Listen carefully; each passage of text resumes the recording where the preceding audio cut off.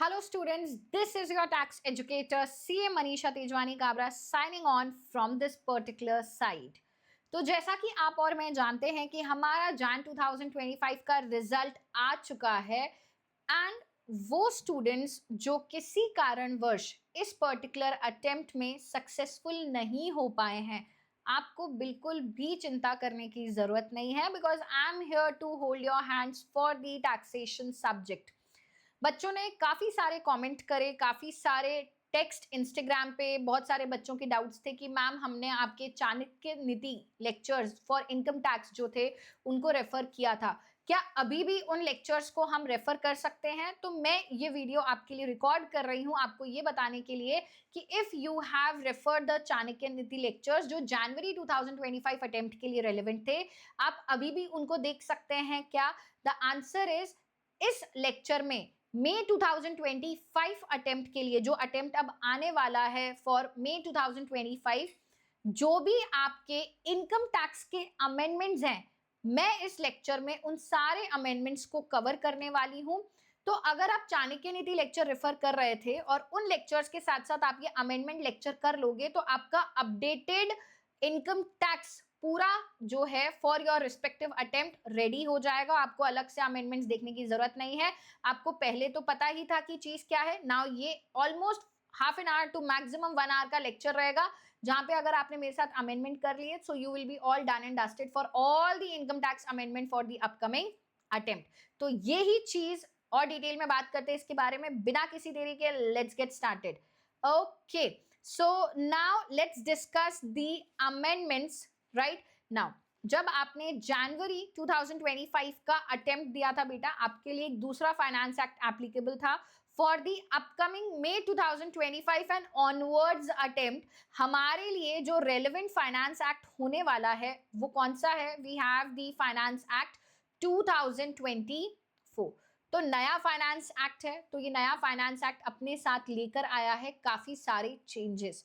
Chapter wise changes को discuss करते हुए चलेंगे. एक छोटी सी अंडरस्टैंडिंग मैं आपको दे देती हूँ बिकॉज हमारा जो ईयर था, that means if I talk about, अगर आप मे अटेम्प्ट के हैं, ठीक है, you are going for May 2025, right, you have already appeared for January 2025, due to some reason आप क्लियर नहीं कर पाए. तो अब मई 2025 के लिए आपको एक चीज सबसे पहले समझनी है, वो ये है कि आपका अब जो रेलेवेंट प्रीवियस ईयर बच्चा लोग होने वाला है वो होगा प्रीवियस ईयर 24-25. आपके ऊपर फाइनेंस एक्ट 2024 एप्लीकेबल होगा. Relevant previous year for your attempt is 2024-25, जिसका रेलेवेंट असेसमेंट ईयर हो जाएगा 25-26. और जैसा कि हम जानते हैं लास्ट ईयर जो बजट आया था, लास्ट ईयर का मतलब है I am not talking about this current year 2025, I am talking about the budget जो हमारा 1 फरवरी 2024 को आया था. एंड क्योंकि लास्ट ईयर इलेक्शन ईयर था तो हमारा साल में 2 बारी बजट आया था. जो पहला बजट आया था 1 फरवरी 2024, ये हमारा इंटरिम बजट था which was not the final budget. और जब एक बार इलेक्शन हो गए उसके बाद फाइनल बजट आया था. तो लास्ट ईयर एक बजट आया था 1 फरवरी 2024 को. उसके अंदर कोई ज्यादा चेंजेस नहीं थे टैक्स से रिलेटेड. रीजन बीइंग हमें पता था इलेक्शन होंगे, उसके बाद फाइनल बजट आना बाकी है. तो फाइनल बजट मैम कब आया? फाइनल बजट आया 23 जुलाई 2024 को. अब बजट आया है तो बजट के अंदर बिल में काफी सारे चेंजेस थे और ये बिल जो है इसको प्रेसिडेंट की मंजूरी मिलते ही ये फाइनेंस एक्ट बन गया. और फाइनेंस एक्ट बना था 16th of August 2024 को. That is the relevant finance act is 2024. तो आपको ये डेट्स वेट्स याद नहीं करनी है, आपको सिर्फ इतना ध्यान रखना है कि हाँ, हमारे लिए जो अमेंडमेंट्स एप्लीकेबल हैं वो इस डेट के आसपास हैं. ठीक है, ये फाइनल डेट है क्योंकि ये फाइनल बजट के टाइम जो फाइनल बजट आया था उस समय इस डेट को ध्यान में रखते हुए, इससे पहले की चीजें कुछ और थी और इस डेट से और इसके डेट के बाद चीजें कुछ बदल गई. तो कैसे कैसे बदली, किस तरीके से बदली, चलो समझते हैं. I am starting with the very first chapter. तो very first chapter is the basic concepts of income tax. तो यहाँ पे कहाँ कहाँ चेंज है? तो चेंज देखो कहाँ कहाँ पर है. सबसे पहला चेंज है tax rate in respect of company. तो आपके लिए जब भी हम डोमेस्टिक कंपनी की टैक्स रेट्स की बात करते हैं बेटा, तो डोमेस्टिक कंपनी की टैक्स रेट जनरली 30% होती है. But if you are paying tax in the current previous year, हमने पढ़ा था ना, you have to look the previous year, respective previous year, उस प्रीवियस ईयर में टर्नओवर जो है 400 करोड़ के अंदर अंदर होना चाहिए। तो आपने यहाँ पर डोमेस्टिक कंपनी के लिए नॉर्मली रेट पड़ी थी 30%, बट अगर टर्नओवर और ग्रॉस रेसिप्ट प्रीवियस ईयर 2021-22 में is up to a certain crore, तो आपको 30% नहीं 25% की रेट से क्या करना होगा, टैक्स पे करना होगा बीइंग अ कंपनी। बट ये जो ईयर था, अब ये ईयर चेंज कर लिया गया है। अब बोला ये जा रहा है कि करंट ईयर आपके लिए रेलेवेंट प्रीवियस ईयर कौन सा है, हमारे लिए, मैं बार बार रिपीट कर रही हूँ, हमारे लिए रेलेवेंट प्रीवियस ईयर 24-25 है। तो 24-25 में एक कंपनी किस रेट से टैक्स पे करेगी, कौन सी कंपनी, डोमेस्टिक कंपनी किस रेट से टैक्स पे करेगी, वो डिपेंड करेगा प्रीवियस ईयर 2022-23 में इस कंपनी का टर्नओवर कितना था। अगर इस कंपनी का टर्नओवर प्रीवियस ईयर 22-23 में 400 करोड़ रुपए तक था, तो वो current year that is previous year 24-25 में 25% की रेट से टैक्स पे करेगी। तो यहाँ पे सिर्फ ईयर चेंज हुआ है, जहां पे पहले 21-22 था वो 22-23 हो गया है। तो नॉर्मली डोमेस्टिक कंपनी 30% की रेट से टैक्स पे करती है, बट अगर उस डोमेस्टिक कंपनी का प्रीवियस ईयर 22-23 में टर्नओवर 400 करोड़ तक है, तो टैक्स रेट 25% हो जाएगी। दूसरा चेंज जो है फॉरेन कंपनी की टैक्स रेट में है, पहले ये 40% हुआ करता था, अब इसको चेंज करके 35% कर दिया गया है। So very simple change. Now the next very very very important amendment जो आया है, वो आया है हमारा सेक्शन 115 BAC में। कहां पर, सेक्शन 115 BAC में, वही यार हमारी डिफॉल्ट टैक्स रिजीम, ठीक है। तो डिफॉल्ट टैक्स रिजीम जो है, वहां पर हमारी स्लैब रेट्स को कुछ ऊपर नीचे कर दिया गया है। अच्छा, स्लैब रेट्स क्या कर दी गई है, 3 लाख तक कोई टैक्स नहीं, ये तो पहले भी था, ठीक है। बट अब चेंज करके क्या करा है, 3 लाख से सीधा 7 लाख तक the tax rate is 5%, 3 lakh तक the tax is nil, above 3 lakh up to 7 lakh tax rate is 5%, then 7 lakh से 10 लाख के बीच, 7 लाख से 10 लाख तक the tax rate is 10%. So 3 lakh से 7 लाख के बीच में the gap is 4 लाख, इस 4 लाख पे आप 5%, मतलब इनकम अगर 3 लाख से ऊपर है और 7 लाख के अंदर अंदर है, तो हमेशा आप टैक्स रेट क्या अप्लाई करोगे, 5%। फिर 7 लाख के ऊपर है बट 10 लाख के अंदर अंदर है, द टैक्स रेट इज 10%। अगर आपकी इनकम 10 लाख से ज्यादा है बट 12 लाख के अंदर अंदर है, the tax rate is 15%। And अगर आपकी इनकम 12 लाख से ज्यादा है बट 15 लाख के अंदर अंदर है, तो tax rate is 20%। And above 15 lakh the tax rate is 30%। तो बहुत ही सिंपल, एक बार फटाफट रिवाइज करवा देती हूँ। हमारी जो डिफॉल्ट टैक्स रिजीम है, उसके अंदर स्लैब रेट्स को रिवाइज किया गया है। 3 लाख तक the tax is nil, above 3 lakh up to 7 lakh tax rate is 5%, above 7 lakh up to 10 lakh the tax rate is 10%. Now above 10 lakh up to 12 lakh the tax rate is 15%, above 12 lakh up to 15 lakh the tax rate is 20%, and above 15 lakh the tax rate is 30%. Is it clear to everybody? Now ये हमारे basic concept chapter के amendments थे, बहुत ही simple, ठीक है, कोई ज्यादा मेजर एरिया नहीं देखने को मिला यहाँ पर। Now the second head is the second area जहां पे आपका अमेंडमेंट आया है, वो है salary chapters, that is income under head salary. Ma'am basic concept के बाद रेसिडेंशियल स्टेटस में कोई अमेंडमेंट है, कोई अमेंडमेंट नहीं है। तो सैलरी में भी एक बहुत बेसिक सा अमेंडमेंट है, बहुत छोटू चिन्नू मिन्नू सा अमेंडमेंट है, और वो ये है कि जो आपका डिडक्शन मिलता था ना, डिडक्शन कौन सा डिडक्शन, स्टैंडर्ड डिडक्शन, क्या, स्टैंडर्ड डिडक्शन। तो स्टैंडर्ड डिडक्शन को दरअसल थोड़ा सा छेड़ दिया गया है। अब बोला ये जा रहा है, ठीक है, जो हमारी निर्मला सीतारमन मैम जी हैं, उन्होंने बोला कि भैया अगर आपका स्टैंडर्ड डिडक्शन आप ले रहे हो from your salary income under section 16 and that is you are paying tax under normal provisions of the act, हम बात कर रहे हैं प्रीवियस ईयर 24-25 की, अगर आप नॉर्मल प्रोविजंस में टैक्स पे कर रहे हो, तो आपको अभी भी स्टैंडर्ड डिडक्शन 50,000 ही दिया जाएगा।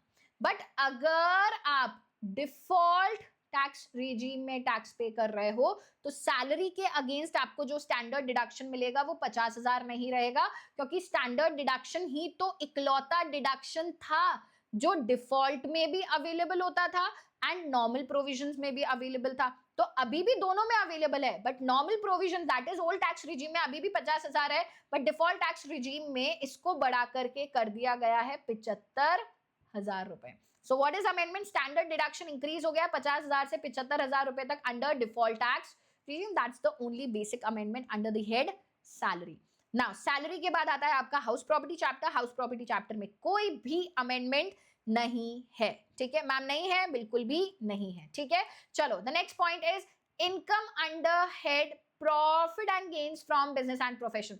तो बिजनेस एंड प्रोफेशन में एक काफी इंपॉर्टेंट अमेंडमेंट आया है, बट बहुत सिंपल है, ठीक है, कोई बहुत बड़ी बात नहीं है। देखो एक सबसे बेसिक अमेंडमेंट जो आया है वो आया है सेक्शन नंबर 28 में। नाउ सेक्शन नंबर 28 में क्या अमेंडमेंट आया, पढ़ते हैं। Income from letting out of residential house और part of the house by the owner shall not be taxable under head PGBP and shall be taxable under the head income from house property. ये एक explanation है जिसको हमारे finance act 2024 में क्या किया गया, ऐड किया गया, और ये इफेक्टिव होने वाली है फ्रॉम द असेसमेंट ईयर 25-26। तो हमारे अटेम्प्ट के लिए that is May 2025 and onwards attempt relevant previous year 24-25 होने वाला है, जिसका रेलेवेंट असेसमेंट ईयर होगा 25-26। तो ये पर्टिकुलर एक्सप्लेनेशन हमारे लिए रेलेवेंट है। क्या बोल रही है एक्सप्लेनेशन? अगर आपका रेसिडेंशियल हाउस प्रॉपर्टी से किसी भी तरीके का, मतलब अगर हम बात करते हैं रेसिडेंशियल हाउस से अगर आपका किसी भी तरीके का इनकम होता था, तो भाई हम तो जनरली, मतलब मान लो अगर आपने कोई घर किराए पे दे रखा है, ठीक है, दैट्स द रेसिडेंशियल हाउस, ठीक है, तो उससे आपको क्या होती थी, इनकम फ्रॉम हाउस प्रॉपर्टी होती थी, ठीक है। बट अगर घर किराए पर देना आपका बिजनेस है, तो हम क्या करते थे, उसको पीजीबीपी हेड में क्या करते थे, टैक्सेबल करते थे। तो यहाँ पे एक्सप्लेनेशन ऐड करके ये क्लैरिफाई कर दिया कि अगर आपका बिजनेस भी है ना घर किराए पे देना, कौन सा, I am talking not about the house property, I am just talking about residential house property, वो हाउस प्रॉपर्टी जो हमारी सेक्शन 22 की सारी कंडीशंस को पूरा करती है, that is building or land appurtenant thereto, ठीक है, it should not be use for the purpose of business or profession, ठीक है, इट शुड बी ओन्ड, ठीक है, और you are the deemed owner. जो सेक्शन 22 की कंडीशंस थी एक प्रॉपर्टी को हाउस प्रॉपर्टी बनाने के लिए, that house property is there, और वो हाउस प्रॉपर्टी कमर्शियल पर्पस की भी हो सकती है, रेसिडेंशियल पर्पस की भी हो सकती है।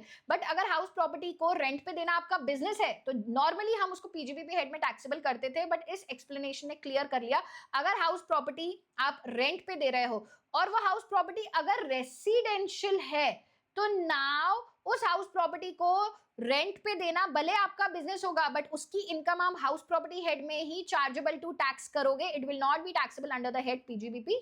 ये इस एक्सप्लेनेशन ने क्लैरिफाई करा है। तो अगर रेसिडेंशियल हाउस को आपने लेट आउट करा है, उससे होने वाली इनकम हाउस प्रॉपर्टी हेड में ही टैक्सेबल होगी, it shall be taxable under the head house property and not be taxable under PGBP. तो ये एक छोटी सी चीज है जो यहाँ पे समझनी है। नाउ उसके बाद है we have the second change that is arising in the section number 36 subsection 1 clause 4A। अब आपको याद होगा यहां पर एम्प्लॉयर जो है कंट्रीब्यूशन करता है अंडर सेक्शन 80 सीसीडी, जो हमारा पेंशन फंड था वहां पे एम्प्लॉयर भी कंट्रीब्यूट करता है, तो एम्प्लॉयर भी कंट्रीब्यूट करता है, ठीक है। तो जब भी एम्प्लॉयर के कंट्रीब्यूशन की बात आती है, तो यहां पर हमने देखा था subject to section 43B। 43B क्या बोलता है, पीजीबीपी हेड में एक्चुअल पेमेंट हो जाना चाहिए, ठीक है, ऑन और बिफोर ऑन और before the due date of ROI. So यहाँ पर अगर एम्प्लॉयर कंट्रीब्यूट करता है एम्प्लॉय के पेंशन फंड में, वो पेंशन फंड जिसके रिस्पेक्ट में हमने सेक्शन 80 सीसीडी में बात करी है, that is national pension scheme, ठीक है। तो यहाँ पर डिडक्शन कितना मिलेगा, एम्प्लॉयर के कंट्रीब्यूशन का कितना डिडक्शन मिलेगा, तो यहाँ पे बोला गया है जितना भी कंट्रीब्यूशन एम्प्लॉयर कर रहा है वो ले लो, या सैलरी का 14% विच एवर इज लोअर। तो सैलरी यहाँ पे बेसिक और डीए सिर्फ और सिर्फ टर्म्स वाला हमें कंसिडर करना पड़ता है। दैट मींस एम्प्लॉय की बेसिक सैलरी उठाओ, एम्प्लॉय का डीए उठाओ, डीए कौन सा, टर्म्स वाला, वो डीए जो आपकी रिटायरमेंट बेनिफिट की कैलकुलेशन में इंक्लूड किया जाता है। So basic plus DA in terms, इन दोनों को ले लो, इसका 14%। मैम ये अमेंडमेंट है, जी हाँ, ये पहले कितना था, इट वॉज 10%। सो अब इसको क्या कर दिया गया है, चेंज कर दिया गया है इन रिस्पेक्ट ऑफ एम्प्लॉयर्स कंट्रीब्यूशन। तो आपको ये चीज क्या रखनी है, ध्यान रखनी है।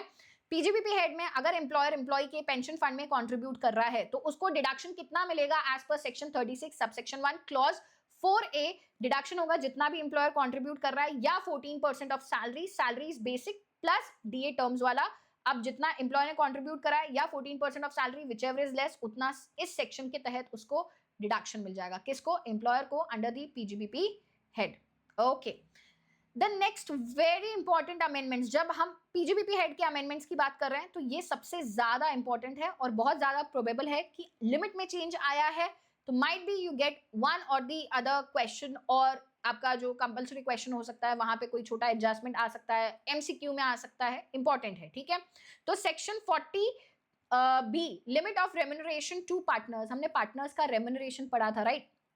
तो वहां पे जो ओल्ड लिमिट थी, अब उस लिमिट को चेंज कर दिया गया है।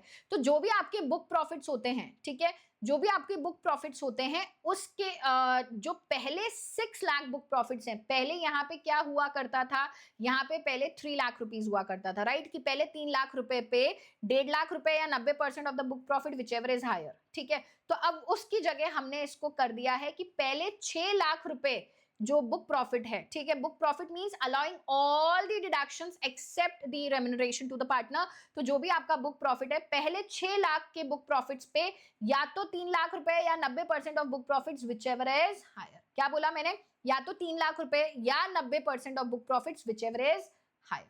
तो पहले 6 लाख रुपए पे 3 लाख रुपए या 90% of book profits whichever is higher, और बैलेंस बुक प्रॉफिट्स पे it is same 60% of the book profit, इसमें तो कोई चेंज है ही नहीं, ठीक है। जैसे से फॉर एग्जाम्पल, अगर अगर अगर मान लो आपके बुक प्रॉफिट्स हैं 8,40,000 रुपीज, ठीक है, तो इसमें पहले 6 लाख के बुक प्रॉफिट्स पे, ठीक है, मतलब आपका बुक प्रॉफिट ये है, ठीक है। अगर आपका बुक प्रॉफिट 8,40,000 रुपए, तो 6 लाख रुपए के बुक प्रॉफिट पे या तो रेम्यूनरेशन 3 लाख रुपए होगा, ठीक है, या तो रेम्यूनरेशन 3 लाख रुपए होगा, या 90% ऑफ योर बुक प्रॉफिट। तो यहाँ पे आपका बुक प्रॉफिट कितना है, 6 लाख रुपए, 6 लाख रुपए का 90% क्या होगा, 5,40,000, ठीक है, 5,40,000 विच एवर इज हायर।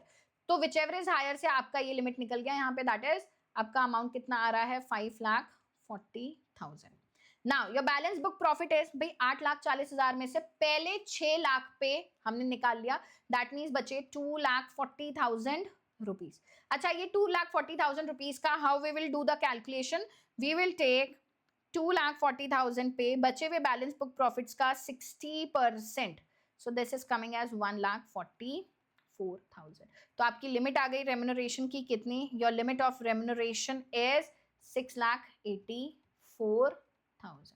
मान लो आपने एक्चुअल रेम्यूनरेशन जो अलाउ किया था, मतलब जो एक्चुअल रेम्यूनरेशन पार्टनर्स को मिल रहा था, दैट वाज रेंजिंग 7,50,000, बट ये अलाउ नहीं होगा, जो लिमिट के हिसाब से आपने निकाला है एज पर सेक्शन 40B वही अलाउ किया जाएगा। तो पहले 6 लाख रुपए के बुक प्रॉफिट्स पे या तो 3 लाख रुपए या 90% of the book profits, balance book profits पे 60% ऑफ द बुक प्रॉफिट। तो ये 2,40,000 का एट द रेट ऑफ 60% करके हमने निकाला है। It's just to explain you the understanding.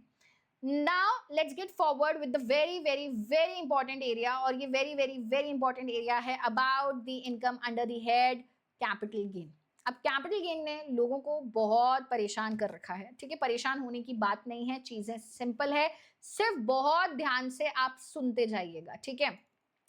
So income under the head capital gain में क्या चेंज आया है, देखो, इन केस अगर आपका, मैंने आपको बताया ये अमेंडमेंट कब आया था, ठीक है, ये जो अमेंडमेंट थे ये हमारे बजट में आए थे। बजट कौन सा, फाइनल बजट कब आया था, 23/7/2024, दैट इज 23 जुलाई 2024। तो 23 जुलाई से पहले, दैट इज अगर हम बात करें अप टू 22 जुलाई 2024, तो उससे पहले चीजें क्या थी, अगर आपका देखो किसी भी एसेट के पीरियड ऑफ होल्डिंग पे हम डिसाइड करते थे लॉन्ग टर्म कैपिटल एसेट क्या है, शॉर्ट टर्म कैपिटल एसेट क्या है, ठीक है। अगर आपने ट्रांसफर किया है सिक्योरिटीज जो कि लिस्टेड है किसी रिकॉग्नाइज्ड स्टॉक एक्सचेंज में, units of UTI, mutual funds या जीरो कूपन बॉन्ड्स, तो उनका होल्डिंग पीरियड्स अगर 12 महीने तक, एग्जैक्टली 12 मंथ या लेस देन 12 मंथ्स था, तो वो शॉर्ट टर्म कैपिटल एसेट होता था। अच्छा, मोर देन 12 मंथ्स होता था तो वो लॉन्ग टर्म कैपिटल एसेट होता था। तो अभी भी यही है क्या, the answer is yes. But उसके अलावा हमारा एक सेकंड चीज भी थी कि आपके अनलिस्टेड शेयर्स, ठीक है, वो शेयर्स जो रिकॉग्नाइज्ड स्टॉक एक्सचेंज पे लिस्टेड नहीं है या कोई भी इमूवेबल प्रॉपर्टी, उनका होल्डिंग पीरियड अगर 24 मंथ्स तक या उसके अंदर अंदर है तो हम उसको शॉर्ट टर्म कैपिटल एसेट मानते थे, 24 मंथ से ज्यादा है तो हम उसको लॉन्ग टर्म कैपिटल एसेट मानते थे। And lastly, apart from this बाकी जितने भी बचे हुए एसेट्स हैं उनका होल्डिंग पीरियड अगर 36 मंथ्स तक या उसके अंदर अंदर है तो शॉर्ट टर्म, एंड 36 मंथ से ज्यादा है तो लॉन्ग टर्म होता था। तो अब 36 मंथ्स वाला जो क्राइटेरिया उसको बिल्कुल हटा दिया गया है। अब सिर्फ क्या रखा है, एनी अदर कैपिटल एसेट, मतलब सिर्फ listed shares, units of UTI, equity oriented mutual funds and zero coupon bonds, इनके लिए 12 मंथ्स वाला सेम है। बाकी सारे एसेट्स के लिए, चाहे वो इमूवेबल प्रॉपर्टी हो, चाहे वो अनलिस्टेड शेयर्स हो या कोई भी दूसरा कैपिटल एसेट हो, सबके लिए कॉमन कर दिया है अगर उनका होल्डिंग पीरियड 24 मंथ्स तक या उसके अंदर अंदर है तो it is short term, that is less than और इक्वल टू 24 months, तो it is short term capital asset. More than 24 months it is long term capital asset. एक चीज और बता दूं, कॉस्ट इन्फ्लेशन इंडेक्स जो आपके अटेम्प्ट के लिए हो जाएगा प्रीवियस ईयर 24-25 का, दैट इज 363. और एक चीज जिसने सबसे ज्यादा मार्केट में तहलका मचा रखा है वो है कि मैम क्या अब इंडेक्सेशन का बेनिफिट नहीं मिलेगा. तो मैं आपको बता देती हूं, जब भी हम कैपिटल गेन चैप्टर की बात करते हैं बेटा, कैपिटल गेन चैप्टर में इंडेक्सेशन की बात कहां आती है. इफ वी टॉक अबाउट, ठीक है, I am using very simple language to make this point very very easy and very very understandable to you. Just listen to me very very carefully what I'm trying to say. हमारे long term capital gain दो तरीके के थे, ठीक है. अगर हम बात करें 112A, तो यहां पर तो वैसे ही कोई इंडेक्सेशन नहीं मिलता था, नो इंडेक्स, ठीक है. हमारे long term capital gain under section 112A there was no index, ठीक है. अच्छा मैम, अगर बात करें long term capital gain under section 112, यहां पे जरूर इंडेक्स मिलता था. और शॉर्ट टर्म कैपिटल गेन पे तो वैसे भी शॉर्ट टर्म कैपिटल एसेट है तो इंडेक्स का बेनिफिट है ही नहीं. तो जो कहानी है वो सिर्फ सेक्शन 112 पे आके अटकती है, क्योंकि यहां पे पहले इंडेक्सेशन अवेलेबल था.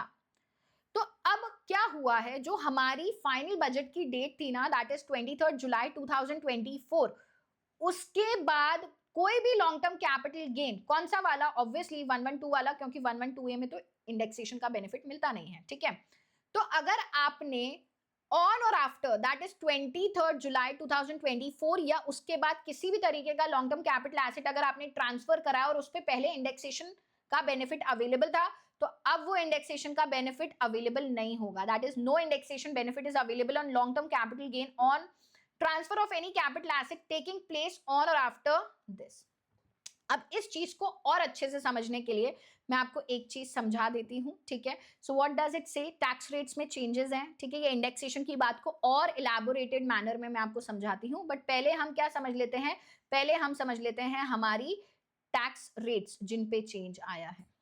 तो देखो, सबसे पहले जो हमारा शॉर्ट टर्म कैपिटल गेन था ना अंडर सेक्शन 111A, क्या बोला, short term capital gain under section 111A, वहां पर पहले मतलब जो बजट की डेट आई थी, बजट की डेट 23 जुलाई 2024, उससे पहले शॉर्ट टर्म कैपिटल गेन 15% की रेट से टैक्सेबल होता था. बट नाउ अगर आपका ट्रांसफर, दैट मींस मैम अगर ये डेट है तो क्वेश्चन में हमें क्या डेट वाइज चेक करना होगा. जी हाँ, क्वेश्चन में मेंशन्ड होगा कि आपका ट्रांसफर कैपिटल एसेट का किस दिन हो रहा है. अगर वो ट्रांसफर 23 जुलाई 2024 उससे पहले है, दैट मींस 22 जुलाई 2024 तक है, तो आप 15% की रेट से ये short term capital gain taxable करेंगे. अगर it is on or after 23 July 2024, जैसे ही 23 जुलाई 2024 या उसके बाद आपने short term capital asset transfer करा है, तो यही रेट बढ़ के 15% की जगह 20% हो जाएगी for your short term capital gain.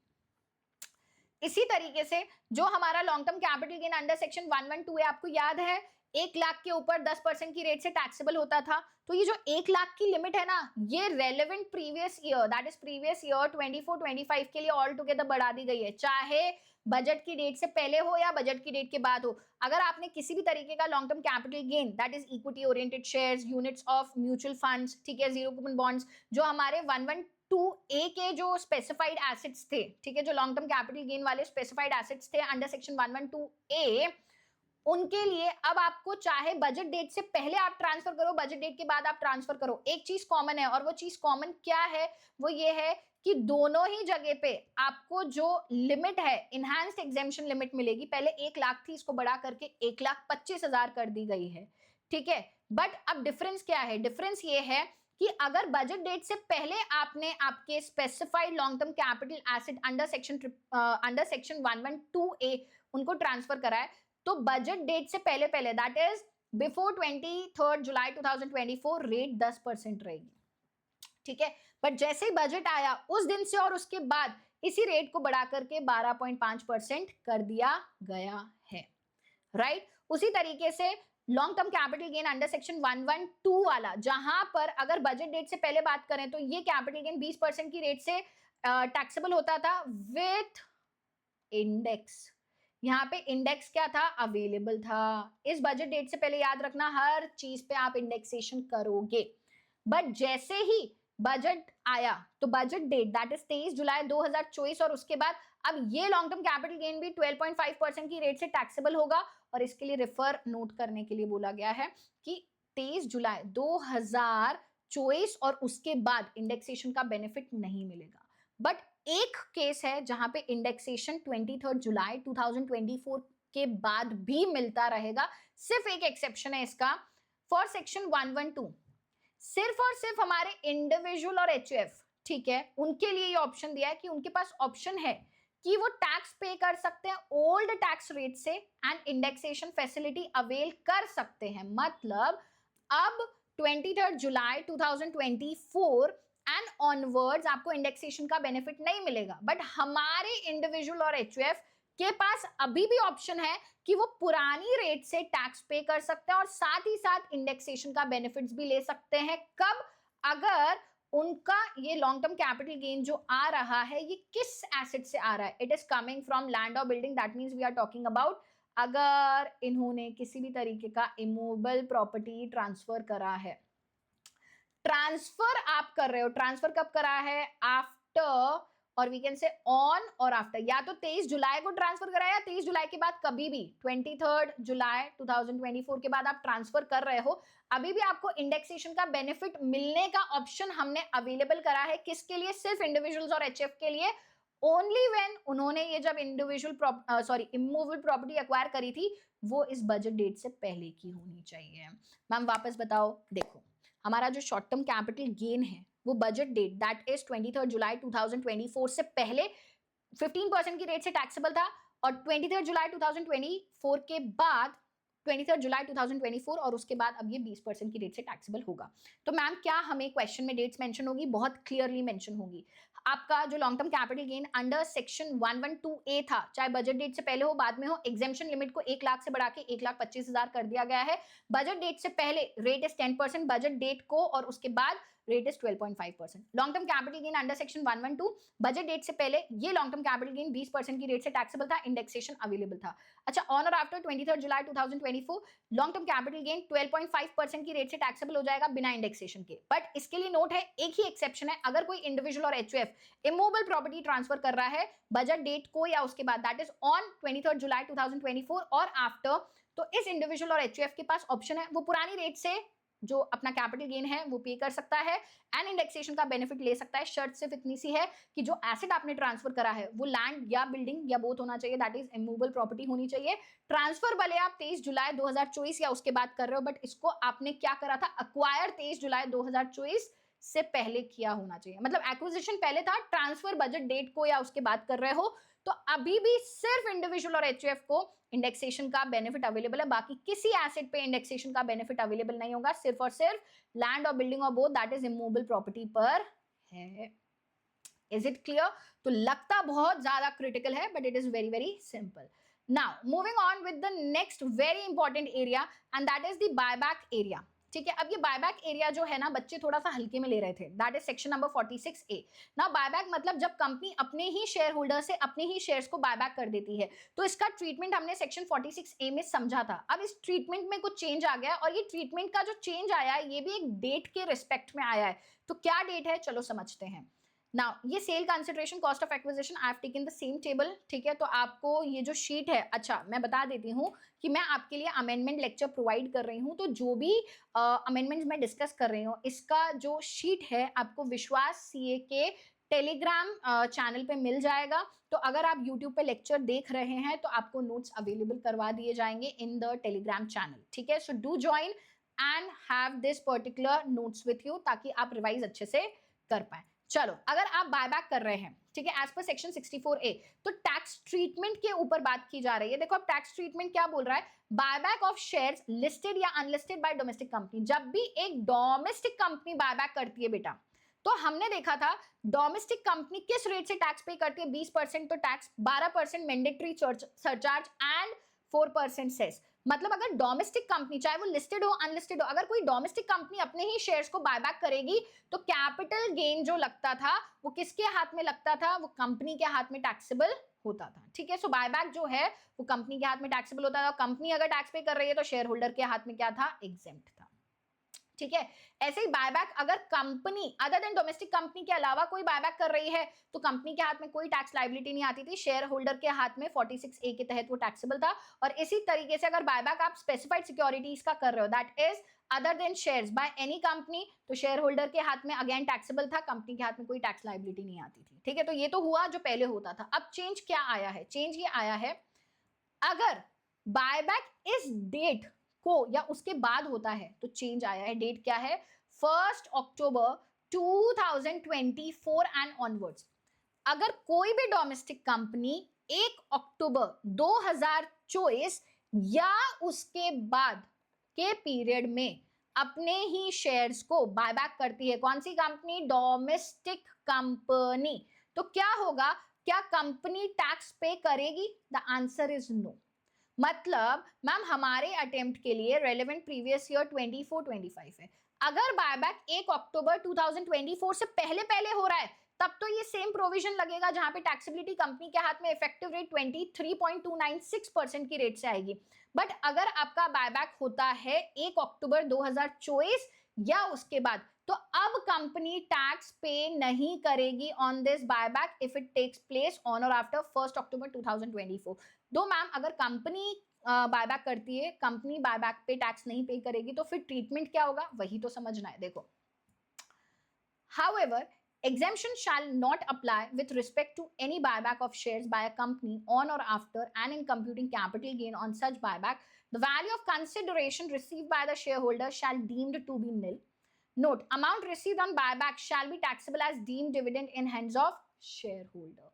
तो कंपनी क्या कर रही थी, कंपनी क्या कर रही थी, कंपनी अगर कुछ बायबैक कर रही थी 1 अक्टूबर 2024 से पहले, तो उस बायबैक के प्राइस पे, बायबैक का प्राइस कैसे, जो कैपिटल गेन निकलेगा, फुल वैल्यू ऑफ कंसिडरेशन का क्या मतलब होता है, अब कैपिटल गेन निकालना है तो एफवीओसी क्या होगा, कंपनी ने शेयर होल्डर को जो भी पैसा दिया था बायबैक करने के लिए वो अमाउंट माइनस शेयर होल्डर ने वो शेयर्स कितने में परचेज किए थे। सो दिस डिफरेंस पे कंपनी 23.296% की रेट से इफेक्टिवली टैक्स पे कर रही थी अप टिल 30 सितंबर। जैसे ही 1 अक्टूबर 2024 आया या उसके बाद कंपनी कभी भी बायबैक करेगी तो अब जो कंपनी है वो टैक्स नहीं पे करेगी, कैपिटल गेन नहीं पे करेगी। ठीक है, under section 46A it will be considered as deemed dividend in the hands of company. That is, amount received on buyback shall be taxable as deemed dividend. Sorry, not company. Just a second. Yes, deemed dividend in the hands of shareholder. अब company को, अभी तक तो company 30 सितंबर तक 23.296% की rate से effectively tax पे कर रही थी। 1 अक्टूबर 2024 या उसके बाद कंपनी कभी भी अपने ही शेयर्स को बायबैक करेगी, company is no longer required to pay the tax, company tax pay नहीं करेगी, वो शेयर होल्डर के हाथ में टैक्सेबल होगा। अच्छा, शेयर होल्डर के हाथ में कैसे टैक्सेबल होगा, अगर हम अदर देन डोमेस्टिक कंपनी की बात कर रहे हैं या बायबैक ऑफ स्पेसिफाइड सिक्योरिटीज है, ठीक है, अदर देन शेयर्स, तो 46A में ही शेयर होल्डर के हाथ में, that is capital gain head में ही टैक्सेबल होता था। बट बदलाव क्या आया, बदलाव ये आया कि 1 अक्टूबर 2024 या उसके बाद कोई भी कंपनी अगर अपने ही शेयर्स को बायबैक करती है तो वो अमाउंट शेयर होल्डर के हाथ में डीम डिविडेंड मान लिया जाएगा। मैम डीम डिविडेंड वही जो हमने आईएफओएस में पढ़ा था, जी हाँ, डीम डिविडेंड के केसेस पढ़े थे ना, section 2 clause 22 sub clause A to E, तो वहां पे ऐड कर दिया गया है एक और new sub clause that is F। तो देखो ये पॉइंट पढ़ेंगे चीजें क्लियर होगी। एक छोटा सा एग्जांपल भी बता दूंगी ताकि चीजें आसान लगे ना। The sum paid by a domestic company for purchase of its own share shall be treated as dividend in the hands of shareholder. Shareholder के हाथ में वो अमाउंट डिविडेंड माना जाएगा। Who receive the payment from such buyback of shares. भाई company अपने shares लेगी, shares के बदले शेयर होल्डर को पैसा देगी, वो पैसा शेयर होल्डर के हाथ में डीम डिविडेंड मान लिया जाएगा। और डीम डिविडेंड है तो ये कौन से हेड में जाएगा, इनकम फ्रॉम अदर सोर्सेज। अच्छा, no deduction for expenses shall be available against such dividend income while determining the income from other sources, और इसके अगेंस्ट आपको कोई भी खर्चे का डिडक्शन नहीं मिलेगा। The cost of acquisition of shares which have been bought back would generate a capital loss in the hands of shareholder as these assets have been extinguished. अब भाई शेयर होल्डर ने इन एसेट्स को, that is in shares को purchase करने के लिए जो price दी थी, ठीक है, अब शेयर्स बेचे नहीं, उन्होंने बेच के कुछ कैपिटल गेन तो हुआ ही नहीं, तो ये जो प्राइस है उनके लिए कैपिटल लॉस का काम करेगा और ये capital loss share holder carry forward भी कर सकता है। तो देखो, इसको समझने के लिए एक छोटा सा एग्जाम्पल देखते हैं। इसको समझने के लिए एक छोटा सा एग्जाम्पल फ्रेम कर लेते हैं ताकि चीजें आपको समझ में आए। मान लो, लेट्स से मिस्टर एक्स, ठीक है, उन्होंने लेट्स से 50 रुपीज, ठीक है, 50 रुपए पर शेयर के हिसाब से लेट्स से 1000 शेयर्स परचेज किए थे, ठीक है। दैट मीन्स इनके हाथ में क्या हो गया, कॉस्ट ऑफ एक्विजिशन कितना हो गया, 50,000 रुपए। मिस्टर एक्स ने लेट्स से फॉर एग्जाम्पल 2020 में, ठीक है, 2020 में मिस्टर एक्स ने 50 शेयर्स परचेज करे थे 1000 रुपए के, जिनका कॉस्ट ऑफ एक्विजिशन 50,000 था। Let's say for example company ने शेयर्स को बायबैक कर लिया, ठीक है, और बायबैक का डेट इंपॉर्टेंट है, 1 अक्टूबर 2024 को ही कर लिया, मान लो एग्जैक्टली 1 अक्टूबर 2024 को कर लिया। जब कंपनी अपने शेयर्स को बायबैक कर रही है, अब तक क्या होता था, कंपनी उस पर टैक्स पे करती थी, ठीक है। Now company is no longer required to pay the tax, liability अब शेयर होल्डर के ऊपर आ चुकी है। तो शेयर होल्डर के हाथ में एडजस्टमेंट क्या होगा, मान लो कंपनी ने शेयर्स बायबैक करे हैं, सारे नहीं बायबैक करें, मान लो 1000 में से 300 शेयर्स बायबैक करे हैं, ठीक है, 1000 में से क्या करें, 300 शेयर्स बायबैक करें, let's say for example at the rate of 70, ठीक है, let's say for example at the rate of 70। तो जितने शेयर्स कंपनी बायबैक कर रही है, दैट इज 300 मल्टीप्लाई बाय 70, ये जो अमाउंट है 3000, इट्स 1 सेकेंड, मैंने 3000 क्यों लगा, 1000 शेयर्स है ना, तो ये 300 हो जाएगा, right. So this is 300 at the rate 70, तो ये हो जाएगा शेयर होल्डर के हाथ में ये जो अमाउंट है, मतलब कंपनी ने क्या करा, 300 शेयर्स ले लिए 70 रुपए प्रति शेयर के हिसाब से, शेयर होल्डर को 21,000 रुपए का पेमेंट कर दिया।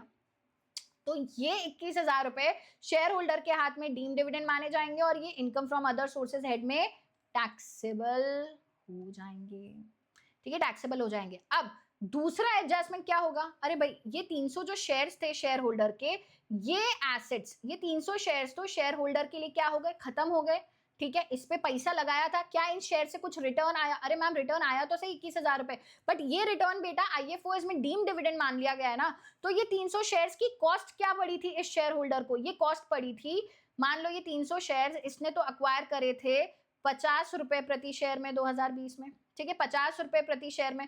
तो इन 300 शेयर्स, ठीक है, इन 300 शेयर्स की जो भी कॉस्ट थी दैट इज 15,000 रुपए, ये शेयर होल्डर के हाथ में कैपिटल लॉस मान लिया जाएगा। और क्या ये कैपिटल लॉस हम सेट ऑफ कर सकते हैं, और सेट ऑफ नहीं हुआ तो क्या इसको कैरी फॉरवर्ड कर लेंगे, the answer is yes.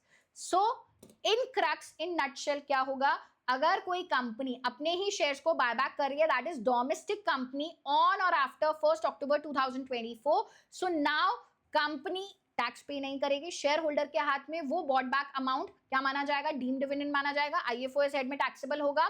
And जो अमाउंट शेयर होल्डर ने उन बॉट बैक शेयर्स को परचेज करने में अक्वायर किया था, क्योंकि शेयर्स तो अब गए, तो वो परचेज प्राइस क्या बन जाएगी, कैपिटल लॉस बन जाएगी in the hands of shareholder. और ये कैपिटल लॉस शेयर होल्डर क्या कर सकता है, कैरी फॉरवर्ड भी कर सकता है, सेट ऑफ भी कर सकता है, राइट। अब इसके बाद एक बहुत ही बेसिक सा अमेंडमेंट, दैट इज सेक्शन 47 में, अगर आपको याद हो, अगर किसी भी तरीके का ट्रांसफर कैपिटल एसेट का होता है तो यहाँ पे इंडिविजुअल के साथ साथ एचयूएफ को भी ऐड कर दिया गया है under gift or will or irrevocable trust by person up to 31 March 2024। तो हमने देखा था अगर आपने किसी भी तरीके का एसेट ट्रांसफर कराया गिफ्ट में, विल में, इररिवोकेबल ट्रस्ट में, तो यहाँ पर हम उसको सेक्शन 47 में कवर कर रहे थे। तो अब वो एसेट इंडिविजुअल के साथ साथ अगर एचयूएफ भी ट्रांसफर करता है तो सेम ट्रीटमेंट एचयूएफ के लिए भी होगा। सो ये चीज आप एक बार याद कर सकते हो। व्हाट आई हैव डन, जो भी रिस्पेक्टिव प्रोविजन है उसका पूरा कंटेक्स्ट मैंने उठा के रखा है, तो यहाँ पे कोई चेंज नहीं है। So we'll just move forward now. Section 50AA के अंदर क्या हो रहा है, हमारे जो स्पेसिफाइड म्यूचुअल फंड्स जो आपने अक्वायर करे थे 1 अप्रैल 2023 या मार्केट लिंक डिबेंचर्स, ये एक नया सेक्शन था जहां पे हमने इनको क्या माना था, शॉर्ट टर्म कैपिटल एसेट माना था। तो यहाँ पर मार्केट लिंक डिबेंचर्स के साथ साथ कोई अनलिस्टेड बॉन्ड है तो ऐड क्या किया गया है, रीडिंग प्रोविजन अमेंडेड है। तो कोई अनलिस्टेड बॉन्ड है या कोई अनलिस्टेड डिबेंचर है which is transferred or deemed or matures on or after 23 July 2024, capital gain shall be calculate as follows and it will always be short term capital gain. मतलब उसका जो है tax जब हम कैलकुलेट करेंगे वो हमेशा by default short term capital gain ही माना जाएगा, जैसे हमने सेक्शन 50 में था। बस यहाँ पे एक additional point, unlisted bonds and unlisted debentures को भी हमने क्या किया है, यहाँ पे कंसिडरेशन में लिया है। नाउ क्योंकि बायबैक का effect income from other sources पे भी है, तो चलो देख लेते हैं। डीम्ड डिविडेंड, डीम्ड डिविडेंड क्या माना जाएगा, अगर any payment by a company on purchase of its own shares from a share holder in accordance with the provisions of section 68 of the companies with effect from 1 October 2024, section 2 clause 22 sub clause F में ये क्या मान लिया जाएगा share holder के हाथ में, deemed dividend.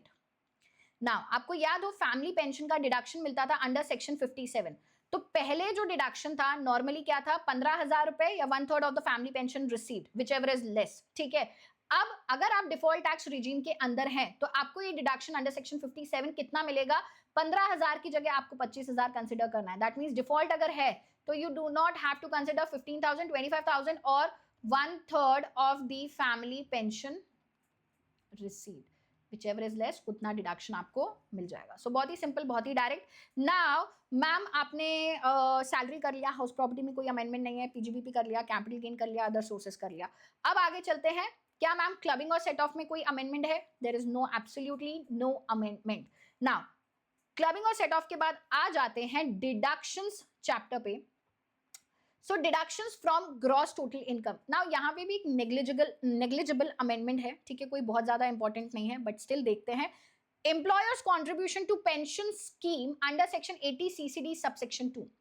तो देखो अगर एम्प्लॉयर कॉन्ट्रीब्यूट कर रहा है पेंशन स्कीम के अंदर, एम्प्लॉयर का कॉन्ट्रीब्यूशन हमने देखा था हमेशा एम्प्लॉय की सैलरी में पहले टैक्सेबल होता है और देन एम्प्लॉय को डिडक्शन मिलता है अंडर सेक्शन 80 CCD 2, और ये deduction irrespective of the regime आपको मिलता है, ओल्ड में भी मिलता है तो डिफॉल्ट टैक्स रिजीम में भी मिलता है। तो एम्प्लॉयर जितना भी कॉन्ट्रीब्यूट करता है वो या 10% सैलरी, ठीक है, सैलरी का 10% या जितना भी एम्प्लॉयर ने कॉन्ट्रीब्यूट करा है, विच एवर इज लेस, उतना क्या मिल जाता था, एम्प्लॉय को डिडक्शन मिल जाता था एम्प्लॉयर के कंट्रीब्यूशन पे।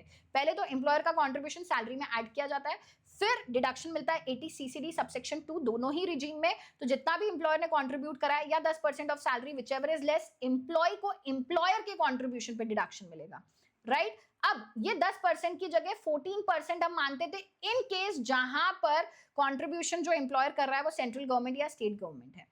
तो इस पॉइंट में अमेंडमेंट कहां आया है, अमेंडमेंट आया है where total income of assessee is chargeable to tax under default tax regime. अच्छा, अगर एम्प्लॉय जो है डिफॉल्ट टैक्स रिजीम के हिसाब से अपना 80 CCD सबसेक्शन 2 का डिडक्शन कैलकुलेट करना चाहता है, तो चाहे employer central government state government वाला एम्प्लॉयर हो या ना हो, उसको 10% वाली लिमिट लगेगी नहीं। दैट मींस अगर आप डिफॉल्ट टैक्स रिजीम में हो, 115 BAC में हो और आप 80 CCD सबसेक्शन 2 का क्या कैलकुलेट कर रहे हो, डिडक्शन कैलकुलेट कर रहे हो, एम्प्लॉय को कितना डिडक्शन मिलेगा, तो सबसे पहले तो एम्प्लॉयर का जो भी एक्चुअल कॉन्ट्रीब्यूशन है, एम्प्लॉयर का जो भी एक्चुअल कॉन्ट्रीब्यूशन है वो आप सैलरी में ऐड कर दोगे, फिर डिडक्शन मिलेगा under section 80 CCD subsection 2 in respect of employers contribution, किसमें, डिफॉल्ट में, जितना कंट्रीब्यूट करा है एक्चुअल कंट्रीब्यूशन या 14% ऑफ द सैलरी। यहाँ पे हम स्पेसिफिकली चेक नहीं करेंगे कि एम्प्लॉय सेंट्रल गवर्नमेंट है, स्टेट गवर्नमेंट है तो 14% कर दें, अदरवाइज 10% कर दें। ये चीज नॉर्मल जो हमारी ओल्ड टैक्स रिजीम है उसमें होगी। ओल्ड टैक्स रिजीम में एम्प्लॉयर का कंट्रीब्यूशन या 10% ऑफ सैलरी, अगर employer central government state government है तो 10 की जगह 14% हो जाएगा, बट डिफॉल्ट टैक्स रिजीम में हर केस में वो 14% रहेगा। That is the amendment, right. तो डिडक्शन में यही एक बहुत छोटा सा और बहुत सिंपल सा हमारे लिए क्या था, अमेंडमेंट था। बढ़ते हैं नेक्स्ट चैप्टर की तरफ, that is TDS, TCS and advance tax. और इस चैप्टर में भी कोई बहुत मेजर अमेंडमेंट नहीं है, बहुत ही सिंपल से अमेंडमेंट है, TDS, TCS and advance tax. Now ये कुछ रीडिंग पॉइंट्स है, फर्स्ट सेकंड थर्ड फोर हम फटाफट रीड करेंगे। Section 192 has been amended to allow deductors to take TCS into consideration while calculating TDS liability under section 192। तो 192 के तहत जब भी TDS डिडक्ट किया जाता है तो एम्प्लॉयर को एम्प्लॉय की क्या करना पड़ता है, बहुत सारी इनकम को कंसिडर करना पड़ता है, साथ ही साथ किसी भी तरीके का एडवांस टैक्स जो उसने पे करा है, TDS अगर डिडक्ट हुआ है तो साथ ही साथ TDS के साथ साथ अब TCS भी अगर उससे कलेक्ट किया है तो उसको एम्प्लॉयर कंसिडर करेगा और उस बेसिस पे ही उसका TDS अंडर सेक्शन 192 डिडक्ट करेगा। अच्छा, सेक्शन 193 इंटरेस्ट ऑन सिक्योरिटीज पे क्या बोला जा रहा है, with effect from 1 October 2024 tax is required to be deducted in respect of interest payable on floating rate saving bonds. कौन से फ्लोटिंग रेट सेविंग बॉन्ड्स, जो 2020 वाले टैक्सेबल हैं, और any other notified securities of central government, state government, मतलब यहां पर tax deduct करना होगा अगर इन particular floating rate saving bond से इंटरेस्ट आपका 10,000 रुपए से ज्यादा है during the financial year. So again 193 के रिस्पेक्ट में छोटा सा amendment. Third is any sum referred under section 194J does not fall within the definition of work for the purposes of TDS under section 194C. मतलब किसी भी तरीके का amount जो आपने 194J में डिडक्ट करा है, वो पैसा, ठीक है, आपका 194C के तहत जो वर्क्स कॉन्ट्रैक्ट क्या होता है वो हमने समझा था.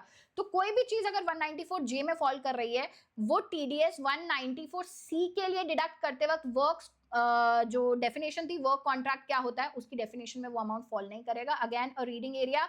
Now where there is more than one transferor और transfer in respect of any immovable property, then the consideration shall be the aggregate of the amount paid और payable by all the transferees to the transferor और all the transferors for transfer of such immovable property. अच्छा, ये जो particular amount है, ठीक है, ये जो पर्टिकुलर चीज है, यहां पर आप सिर्फ रीडिंग लिख दीजिए. ठीक है, अगर मैं बताऊं ये रिस्पेक्टिवली किस एरिया में बात कर रहा है, तो क्योंकि बहुत बच्चे ना यहाँ पर कंफ्यूज हो जाएंगे कि मैम ये जो रिस्पेक्टिव अमेंडमेंट है सिर्फ यही नहीं समझ में आया. Just wait for few minutes, I open the main file and just write it here. Yes, so this is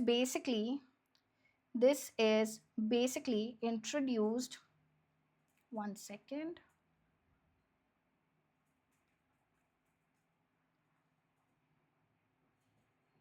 Yes, 194IA, section 194IA में ये एक्सप्लेनेशन ऐड की गई है. ठीक है, 194IA में ये जो पर्टिकुलर एक्सप्लेनेशन है ऐड की गई है, दैट इज ट्रांसफर और purchase of immovable property other than agriculture land. तो आप इसको एक बार रीड कीजिएगा, things will be very very clear. Now the major important area जिस पे आपको फोकस करना है, and that focus is change in TDS rates in the respective sections. So before 1st of October 2024, 194 DA में आपका rate जो 5% था उसको चेंज करके 1st October 2024 से 2% कर दिया गया है. Same is with the case of 194G. 5% को हमने 2% कर दिया गया 1st October से. 194H ब्रोकरेज कमीशन 2% हो गया है फ्रॉम 1st October 2024. 194IB भी 2% हो गया है from 1st October 2024 and 194M का भी रेट 5 की जगह 2% हो गया है. तो ये कुछ 5 सेक्शंस है जहां पे बहुत ही सिंपल से अमेंडमेंट्स है रेट्स वाले. नाउ TCS, ये जो अमेंडमेंट है ना बेटा, ये अमेंडमेंट इफेक्टिव है 1st of January 2025 से. तो एक्चुअली तो ये मई 2025 के लिए नहीं है, बट अगेन ये भी एक अमेंडमेंट था तो मैंने यहाँ पे कवर कर दिया है, आप इसको सिर्फ रीड कर सकते हैं. हमने देखा था ना सेक्शन 206C सबसेक्शन 1F, जहां पे अगर आपने किसी भी तरीके का मोटर व्हीकल जिसका अमाउंट 10 लाख रुपए से ज्यादा है, तो सेलर जो है बायर से at the time of receipt of such particular amount क्या कर देता था, 1% की रेट से क्या कर देता था, TCS कलेक्ट कर लेता था. तो यहाँ पे मोटर व्हीकल के साथ साथ अब यहाँ पर एक रूम ओपन कर दिया है कि मोटर व्हीकल के साथ साथ और भी कोई गुड्स के ऊपर ये वाला TCS का प्रोविजन लग सकता है. बट कब लगेगा, जब सेंट्रल गवर्नमेंट नोटिफिकेशन के द्वारा ऑफिशियल गेजेटे में स्पेसिफाई करेगी. क्या स्पेसिफाई कर दिया है? नहीं. तो एक एरिया ओपन रख दिया कि यही पर्टिकुलर प्रोविजन आपका मोटर व्हीकल के साथ साथ अब आने वाले समय में हो सकता है किसी दूसरा एसेट्स पे भी यही सेम सेक्शन एप्लीकेबल हो जाए in respect of TCS. That's it. And the last chapter that is provision for filing of ROI. तो बहुत ही छोटू सा amendment. Concept of quoting Aadhaar enrolment number has been ceased with effect from 1st October 2024. ये क्या कह रहा है, देखो हमने देखा था अगर आपके पास आधार नंबर है तो पैन अप्लाई करते वक्त आपको आपका आधार नंबर देना होता है पैन के लिए अप्लाई करते वक्त. ठीक है, मान लो आप पैन के लिए अप्लाई कर रहे हो और आपके पास आधार नंबर अभी तक आया नहीं है, बट आपके पास आधार एप्लीकेशन आईडी है, तो आप अपना आधार एप्लीकेशन आईडी भी दे सकते थे. और जब आपके पास आपका आधार आ जाता है तो बाद में आपको अपना आधार कोट करना होता है. ठीक है, तो अब ये जो आधार एप्लीकेशन आईडी, जो आधार एनरोलमेंट नंबर था, क्या अब ये यूज कर सकते हैं, इसको कोट कर सकते हैं पैन के लिए अप्लाई करते वक्त? तो इस पे मना कर दी गई है कि coating of Aadhaar enrolment number इसको सीज कर दिया गया है. दैट मीन्स 1 अक्टूबर 2024 से या उसके बाद जब भी आप पैन के लिए अप्लाई करेंगे तो आप एनरोलमेंट नंबर से अप्लाई नहीं कर सकते. You have to apply with the actual Aadhaar number. तो आपके पास जब आधार नंबर आएगा you have to then apply. तो enrolment number can now no longer be used to be quoted for applying PAN from 1st October 2024. That's it. ठीक है। So I think hardly 50 minutes के अंदर हमने बिल्कुल सिंपल तरीके से सारे के सारे इनकम टैक्स के जो अमेंडमेंट्स हैं for the upcoming attempt that is May 2025, सारे अमेंडमेंट्स को हमने क्या कर लिया है, इस सेशन में कवर कर लिया है। तो इस सेशन को आप क्या करेंगे, देखेंगे, and then you can just mark the changes, whatever are the changes are very very simple. और ये जो पर्टिकुलर फाइल है आपको विश्वास सीए के टेलीग्राम चैनल पे मिल जाएगी। So I just want to wish you a very good luck, and आप बहुत अच्छे से पढ़ते रहिए। विश्वास कीजिए कि आपकी सारी चीजें जो हैं आसान हो जाएंगी जब आप क्लियर हो जाओगे। अभी ऐसा लगता है कि अरे यार पता नहीं क्या हो रहा है, कब क्लियर करेंगे, हो जाओगे यार, थोड़ा सा ठंड पाओ, keep motivated and just keep working hard, keep trying to manage things. अगर चीजों को मैनेज करना सीख जाओगे तो आधी जंग तो वहीं हमने जीत ली है। तो this is your tax educator CA Manisha Tejwani Kabra signing off from this particular site. मिलेंगे आगे के लेक्चर्स में। Thank you so much.